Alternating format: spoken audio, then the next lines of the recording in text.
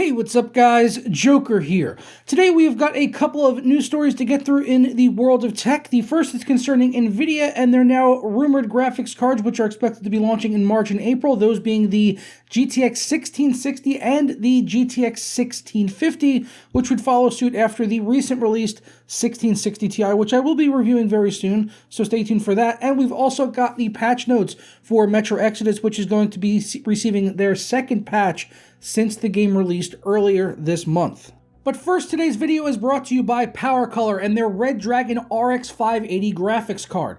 The RX 580 GPU is perfect for 1080p gaming as seen in countless videos here on the channel. And for just a limited time, they're offering the Red Dragon 8GB RX 580 for just $169 with 2 free games that you get to choose from between Devil May Cry 5, The Division 2, and the well-reviewed Resident Evil 2 Remake. The same deal is also true for the 4GB RX 570 at just $129, and the same game bundle also applies, which is valued at $100 on its own. So check out the links over to Newegg down in the description below.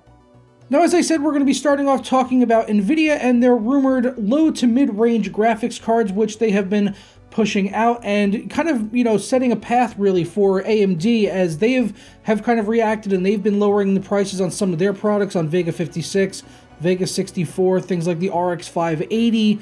We're now seeing price drops to around $200. I mean, you just saw an ad for the 580, which is for a limited time on sale for $170, which is an insane price for a card that is that good for 1080p gaming. So this is, honestly, it's helping driving competition, although I do look forward to seeing these cards and how something like the RX 580 can actually keep up with these rumored cards. So the rumored cards that we're talking about here, this was leaked over on Digitimes. The first one is the GTX 1660. That's expected to be coming out on March 15th and will sell for $229, while the GTX 1650 will come out on April 30th, and that's going to be priced at $179. So that $179 price point, that's really going to go right after the RX 580, and the $229 will kind of compete with the RX 590, although those were selling up to around $300 when they launched back in, I think it was November, so we might see some price drops on those as well. Shooting over to videocards.com, they've got a nice graph for us with all of the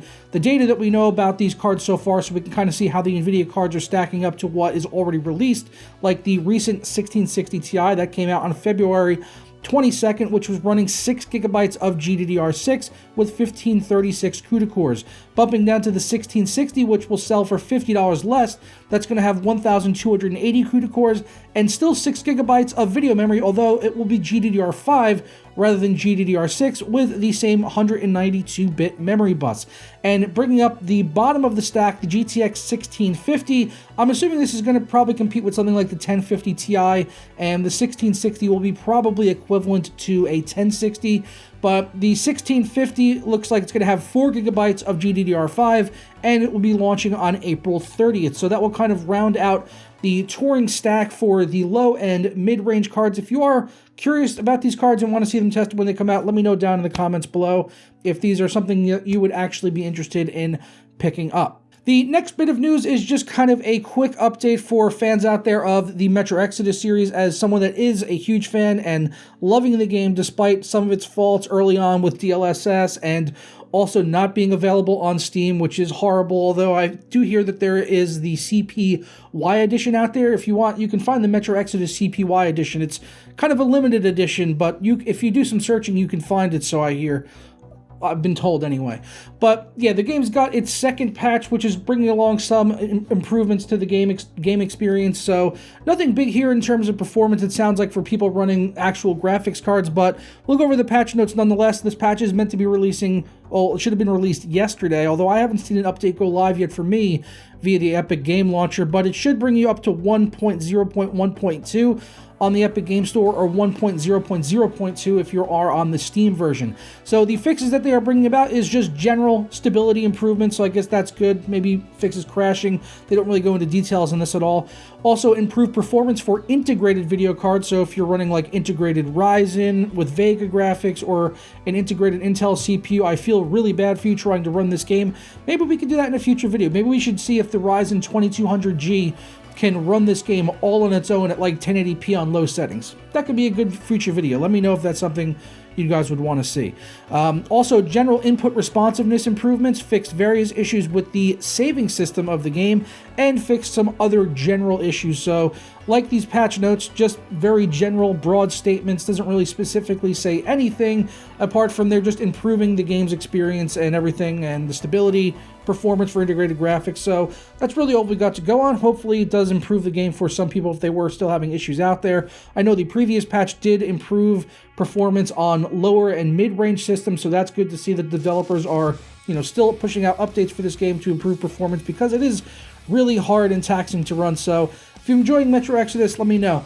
But I have been absolutely loving it so far. Just a fantastic game, which I've just been taking my time with, really. I know you can probably rush through the game and beat it in 10 to 12 hours, but I like to kind of take my time with these games, and especially with this one, since it's open world compared to the previous games, which were super linear. It just gives you a lot more to do, and you can kind of go explore and find things that you don't necessarily need to find to complete the story, but you get to find stuff, otherwise salvage gear, improve the gear that you have, and so far it's been my game of the year for 2019. There's not a whole lot of competition, obviously. It's really competing with the likes of Anthem, which I was also playing Diablo 3 yesterday, and that's better than Anthem. Still, way better loot. I've been absolutely loving Diablo 3 going back to that compared to Anthem recently, which made me want to play a looter, but I wanted to play a looter game with good actual loot, and so far, Diablo 3 has done that in spades better than Anthem has been able to do in the time that I played that. So yeah, I'm going to go ahead and get out of here. I hope you guys enjoyed this video or learned something new. Don't forget to check out the link down below for our sponsor for this video, PowerColor, and that 8GB RX 580, which is on sale still right now with the 2-game bundle. Fantastic deal, and yeah, happy to be having them on as a supporter. If you guys enjoyed the video, though, leave a thumbs up on it down below. Subscribe if you're not already. If you have been here for a while, go ahead and ring that notification bell. That way you never miss a moment of content as soon as it goes up live here on the channel. And I'll see you all tomorrow for another video. Ta-ra.